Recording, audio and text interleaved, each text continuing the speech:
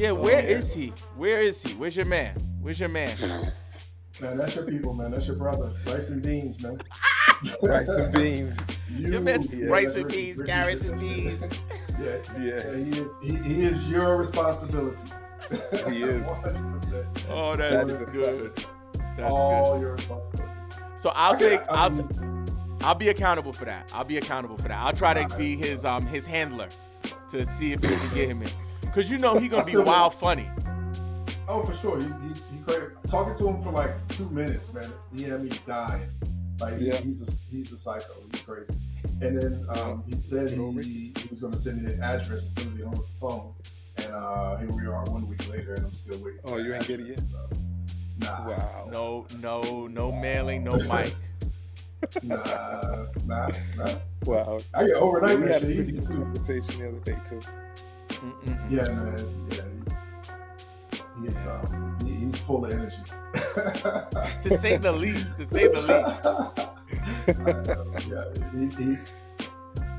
Sometimes when you talk to somebody you haven't spoken to them in a long time. For most people, you know where the conversation's going to go, but for Rick, you have no clue. And where he took this conversation was like, I'm like, wow, all right, yeah, you're Rick. you haven't changed. And he be remembering the stuff that you don't want to remember. He be like talking about stuff. I'll be like, why? I'm in a whole different place in my life right now, bro. Yes. Like, yeah, man. Nah. Yes. But you remember when you did it? I'm like, no, I don't. Nah. He's like, yeah, I do. Nah, bro. You'll never forget it, man. Like the stuff this guy got me into, man. It was wild. So I got a question for you fellas. I know that we have 20 years probably that we've been friends, over 20 years. Like, how excited are you guys about like us connecting on a regular basis, but also talking hip hop, specifically one of, if not the greatest hip hop group in history, Wu-Tang Clan? Yeah, I mean, for me, honestly, it's like it's long overdue. We've been needed to link up, and I think that music definitely is our common bond. So yeah.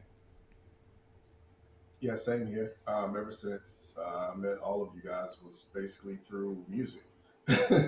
It's through our love of music and having a love of particular group, Wu, like brought us all closer together. We have like periods in our lives where certain albums came out, where certain things happen, and it brings out the best in me. And I'm pretty sure the same thing for you guys. Like especially when when I have my kids or my nephews and nieces, they listen to it and it feels good that they can still vibe off of something that made me feel so passionate about hip hop.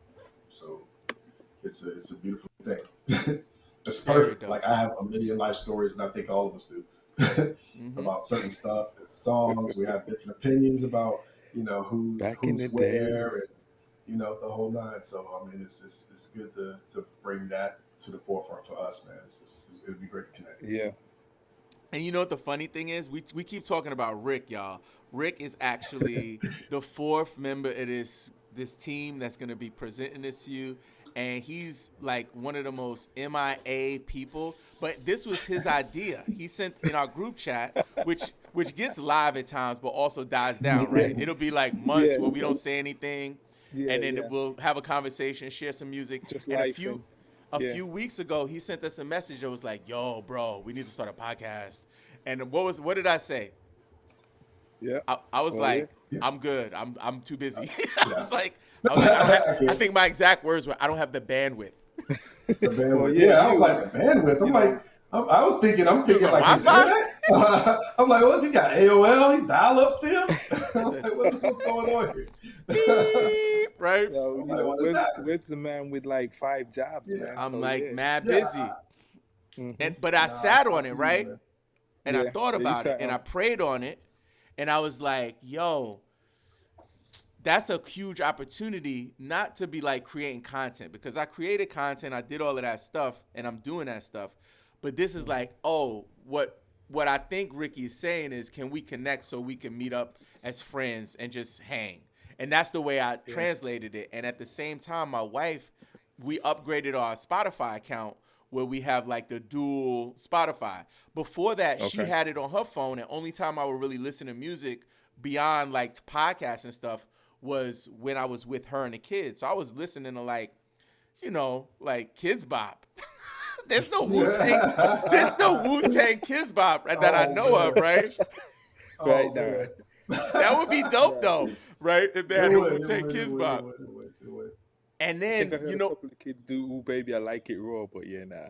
maybe, right? But so you know what I did, fellas? When I got it, it was like, you know how we used to say like we used to eat albums? Like we used, people don't even use that term now because it's pause culture. You can say you ate an album, people be like, "Hey, yo, you ate what? You can't even eat. You can't even eat now, right?" For real, where they do that at? So I was binge listening to Wu-Tang albums in chronological order, y'all. Like it was nasty. Like I was like, my mom was like, oh, like, yo, 36 Chambers, like, and that's when I texted y'all and was like, yo, it hit me like a ton of bricks. I was like, we gotta do this because this is like endless content. But bigger than that, we are teaching the next generation about this thing that they don't talk about anymore. True. And they talk about it. Some people They do. Some people The get it, Hulu some people series don't. woke it up a little. Yes, I agree. Yeah. But I believe that that's for a different age group. I think that, and again, I don't know who necessarily would gravitate to it from the new generation, but having audio recordings is documentation with commentary. And I believe that although the Wu-Tang Saga, and I know Ghost is putting out records like it's nobody's business. Like he's like, and many of the members are still creating new music. I get that, but I believe from a fan perspective, creating some kind of commentary with long-lasting value could just be valuable in terms of educating new fans. Yeah, true. Like what was it? INS did the whole Czarface. Yeah, the Czarface album. That's the MF Doom joint? Not with MF Doom. It's with him and Esoteric and what's the other kid's name? I'm drawing a blank now. But anyway, yeah, they have a few albums out, but they did have an album with Doom and they did have an album with Ghostface also. They've got like 4. And then I need to check those out. INS just dropped like 2 singles. You did the whole Crazy Soprano. You heard that? The Wu Soprano joint from no, who sent that in the group chat? Somebody sent that. I did. You sent that? I sent it. You sent it on Tidal, and I was like, I won't be. I have all of them. I was like, but no. I don't. I just canceled Apple because they took down Kanye. So as soon as they took down Kanye, sorry, I canceled Apple. So Spotify put it back up. So I kept Spotify, and I always had Tidal ever since Jay-Z. Yeah, Tidal always had it up. Announced it. That's how I heard it. It never went down off of Tidal. So I I always stick with that. But now he's out of that, so I don't know. I might get rid of that and just keep Spotify. I'm not sure. Yeah, I'm a little weird with that where I listen to my music at. So I get you. I got a question for you, fellas. What can listeners expect from the Hive Wu Tang Pod? What kind of stuff can people expect from us? I mean, I think you're gonna get a little bit of everything because we all got a different type of personality, but you're definitely gonna get the education. You like a library, a dictionary, like you're like Google, so you're very good at providing information. Along with you, Shy, that's you do that. I'm just your music guy, so I review all day. And, I second that. Different perspectives, a different insight on MCs, lyrics, stuff that we catch, stuff that other people don't. Stuff there you that go. We feel, deep album cuts that people never talk about or haven't heard. Certain favorite beats, best MC, lyricists. Like, I mean, there's endless ways that you can flip it and bring it to light. So, I mean, I'm interested in hearing what everybody, I have a sense of how everybody's going to land or whatever, but you don't really know until you like really put to the fire. Because sometimes, like, my favorite 5 albums might change. The top 2 might change every now and then, depending on where I'm at. Exactly. Which is why I love them so much, is because it's a great feeling. You know what I mean? like if I listen to Liquid Swords, it takes me to a different time and place. And if I listen to Only That's Love for right. Cuban Links, it's a totally different period of my life. That's So right. it's good to be able to talk about it and see where you guys were and you know and correlates with where I was in my life. So Yeah, That's good. That's good, Sean. that's just like what we were talking about the other day with the whole thing about what was your first. Well, it wasn't what was your first Wu joint. I just automatically assumed everybody's first Wu joint was Protect Your Neck. So yep. that was really eye opening for me to find out that that wasn't even your first Wu joint. No, That's nope, like wow, nope. That Method Man, that's that hit me real. Yeah, first, Method man. Man was my first too. Yeah. So Wow, and then incredible. I don't even remember honestly when I heard Protect Your Neck. That's how much the just hearing that METHOD like just took over, and then next thing I know, the album's out, and it's like, oh my god, bro, this is the greatest thing ever. From sitting in class to going to the gym to listen to it on my friend's radio, Calvin Jarman. I don't know Right. if you remember him, but he had the tape, and then when CDs came out, we redid it, and I mean it was a beautiful time. It was freaking crazy. See, Yeah. and in the meantime, we had Protect Your Neck for months before the album Wow. dropped. Yeah, they promoted the hell out of that in the UK. Oh Yeah, wow. what? Oh my goodness. Yeah. Yeah, that's crazy because like for me, I didn't hear about it from anyone anywhere. And my cousin came home with the tape, played it. I'm like, this is the greatest thing ever. Who is that? I went searching for it, found all the wrong people, and then finally when the album dropped, I'm like, this is it. And bro, I'm a kung fu flick lover to the max, Mm-hmm. bro. Yeah. Saturdays with It was a my perfect pops storm and for my you. sister. Yeah. Ooh, bro, you have no clue. Like, Like just this is here, hip hop I'd be now? like, oh my god, this is hip. Oh my god, what movie is that from? I know what movie that's from. And if I haven't seen the movie before, get me that movie. I need to get this movie. And then like watching certain movies and hearing the clip that they use off of the actual albums, like sends goosebumps and chills down my spine. They're like, this is beautiful, and it's great to be able to share it with other people because, I mean, I'm not some music. It's a classic, and it's classic music, and it's hard to come by something like that. So you only get a few chances to really have that artist that like brings that. Oh man, this is me. This is perfect in your lifetime, and they're just one of them. And I can't think of too many other artists that dropped an album where I was like, yo, this fits me perfectly. And Wu has always been there from day one that they dropped to even today. I still pump it, still talk about it, still acknowledge their greatness, and I love to hear new stuff from them. So That's dope, Sean. That's dope, Rex. Thank you for that, guys. So Yeah, for man. me, it's the same thing. I think the perspective, the education, but also just the fact that um, it's our brotherhood around a topic that we love. So like people, you go to the barbershop, people talk about all kinds of things. Like different things pop up. People might talk about Wu-Tang. People might talk about basketball.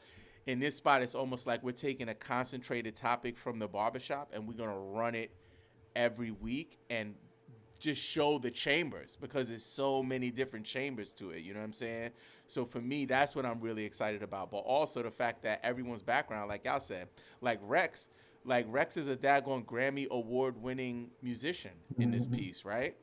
You know, He like is. we got Rex, who is like international man of mystery, who be in South Africa with Shakira, right? Right? Let's keep it a stack, right? And then we got Sha, who is like a daggone family man who is like sitting on money like daggone Uncle Scrooge. Under the mattress. He got it in the mattress, right? He had it in the mattress. He got in the freezer. Rex, he got money in the freezer, Right? right? Yeah. But Buried like, in the backyard. Yeah. and I'll say this, like I know this for a fact. Like I don't know Wu like Sha know Wu. Like I know Wu, None of us right? know Wu like Shy. Nobody knows Wu like Sha. He might be Yeah. the world's like expert on Wu Tang.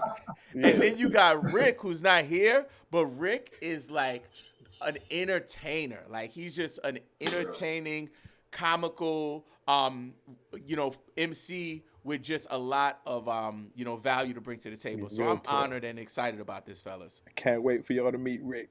Oh man. And by the way, it's 7L in esoteric. That's the Yeah. I think some of the beats, I've used some of their beats on like social media stuff, but I haven't ate the album. And I'm gonna like people gonna stop pausing ate. Like if you it's like you digest the album. Like what's wrong with digesting an album? Like Nothing where wrong with we it. at? Well, they most of their albums. I mean, a lot of the albums that came out, not necessarily this year, in the last few years, have only been like 6 or 7 tracks. So I mean, you're not really digesting anything. It's like it's there and it's gone. It's an appetizer. Yeah, the appetizers. So I mean, Yeah. I think back then or previous years, it's like 18 tracks. Normally at least 12 or whatever, Right. and you're spending an hour. You were going to spend at least an hour sitting there listening to that music. Now, like some people release albums, they were 20 minutes, bro, 30 minutes max. Like I'm like, 3 minutes. Like you said, it's an appetizer. It's not. I don't. It's not even a dessert. I don't even know what you want to call it. Some hors d'oeuvres or something, man. It's just, it is what it is. Yeah, but it's lately, appetizer. they've been putting out some full hour albums that have been pretty fire. So and feeding your mind too. It is. But Inspector Deck's verses on that album, the new album, is freaking ridiculous. And he has one track. Y'all listen to the album, tell me what you one is, but I know what my favorite track is from it, and the way that it mixes with his lyrics, with the beat, is just freaking is perfect, man. I don't know. I wish he would release a solo album like that. I just listened to his first solo album the other day, and I was looking at the features, and I was like, "Where everybody at?" I was like, where? It's like it came out, I think, in '99, right? So it came out mad late compared to everybody else. And then I was like, yo, where's everybody at? Like, what happened? Because, and again, we'll talk about it more in our episodes, but like one of the most... The flood killed him. One of the most... one of the easiest ways to identify a Wu-Tang solo album is the fact that they get wild features from the Clan. And on that, it like Lotta Darkman was on his album. Street Life was on his album. Yeah. U-God was like his Ghost and Ray. That was like the heyday for a lot of the Wu solo projects. So, I know that ties into that. Yeah. They were like, for him, I know that his stuff was destroyed in the flood from RZA. So they had they had to redo the entire album. So when they had to redo the entire album, it was like some of the beats, all of the beats were gone. So RZA tried to put the beats together to make it sound how it used to. And then, obviously he had the lyrics, but I mean, he just couldn't recreate it. So, with that, and then something happened at the record label where he went to another label. It just killed the vibe, unfortunately. But why not put like Method Man on it? Why not just do a Method Man single? I think it was a rush drop once he got over to the other label, or once they. Do you think that the album was not good?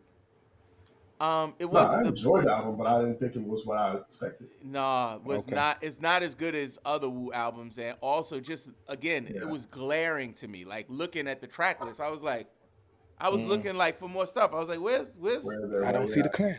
But the one song, the song that I like the most is the joint. I think it's like Some Chamber. It's the joint with Lotta Darkman, Killer Sin, Street Life.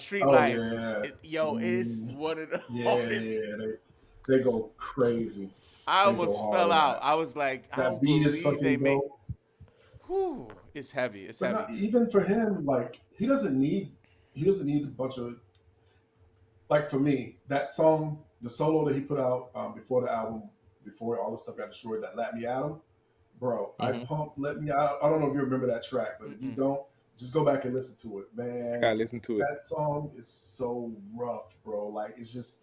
That's the hook. Let me at him. And he just goes in from start to finish. And that's how I always seen Inspector Deck, like he's that lead off man and just let me out. Y'all don't want let me get out the way. Let me get him. Let me out. And that's his personality, that whole thing. And then from that to him using the whole Spider-Man swinging through the town like it was, bro. I'm not saying that they brought back Marvel or nothing, but I'm just saying like niggas wasn't talking about Spider-Man in the hood. No, yeah, you're right. Like, I'm telling you, bro. Like on some real shit. Like people weren't talking about. Spider-Man was a little soft. Person to start for the first person to drop a verse on Protect Your Neck. He's a leadoff man. He's the leadoff. He's the leadoff man. He's a crazy leadoff. He has. If you look at his discography, like the lead, him batting leadoff, bro, he's destroying it. He's Barry Bonds, bro. I mean, look at Triumph. He bodied Triumph, like hip hop quotable.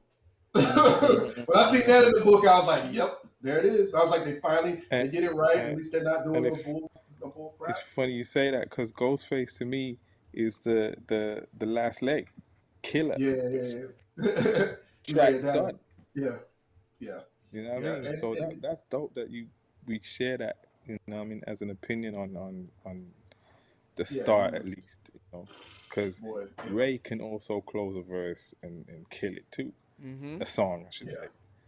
You know what I mean? So, but I think leadoff man to me by far is definitely INS, and his track record like is ridiculous when he leads off. It just sets it off with that tone, and when he comes in and like the next person after him has to step their game up. Like you can't go in after what he does and then just lollygag. And I'm pretty sure a lot of people had to be like, you know what? I'll go third. Amp it up a little bit. Yeah. Or move him back. Yeah. I'll go third. He's gonna be 7th. You done? You done. You can do yours. Yo, I got a topic. We'll talk about it on an episode, but I got a really good topic I just want to share with y'all, just as a teaser to the public too. That I was thinking about best non-Wu member Wu affiliate. So like, you said Holocaust? Yeah. Well, you can save it. Don't. I mean, you don't have to. I know who I slow down. I got a few. I'm just gonna throw a few out. Throw a few names out there. Yeah. Don't. Right. You had a lot of conviction in that voice. Holocaust, Killer Sin. I would say Killer Priest, but he's sometime, but I'm still throwing him out there, right? And then Don Pacino, and I don't know what you consider. You put Don Pacino up there? Well, that's my guy. At the top? Yeah. He's got it. He's got to be the top 5. I mean, he got to be there, bro. Don Pacino was like on that even the first and second album, like he What about Street Life? Street Life has to be in there too. Just, I mean, Street. I really like Street. You don't hear whack verses from him. Like not at all. His shit is always thought provoking. Very true. Yeah, man. Yeah. His Killer Sin, I think, is a very good candidate. Sometimes intense though.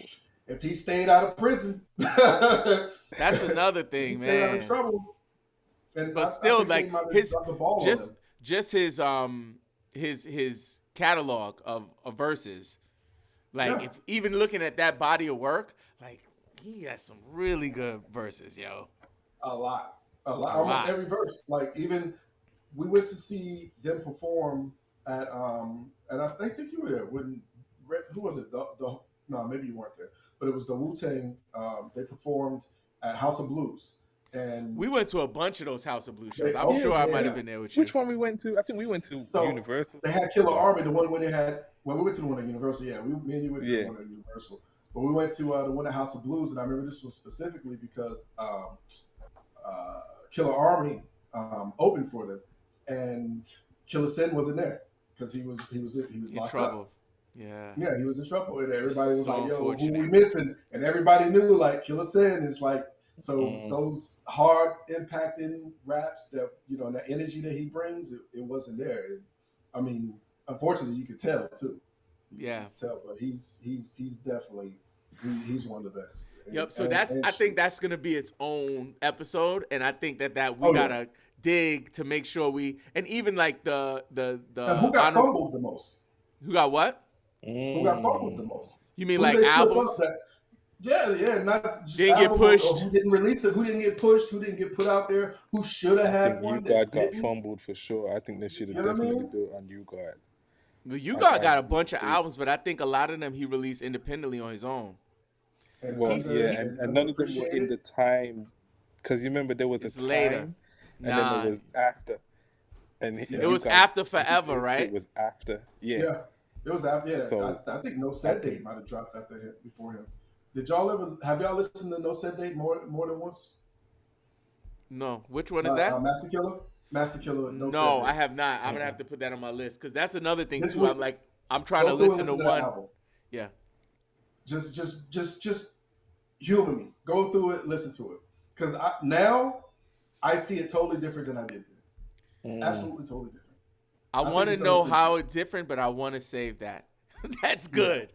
That's good because I'd be interested to hear your perspective on what the difference is from now to then. And I think big picture, that's another thing that we can highlight is like the way we looked at records as, teenagers or young adults.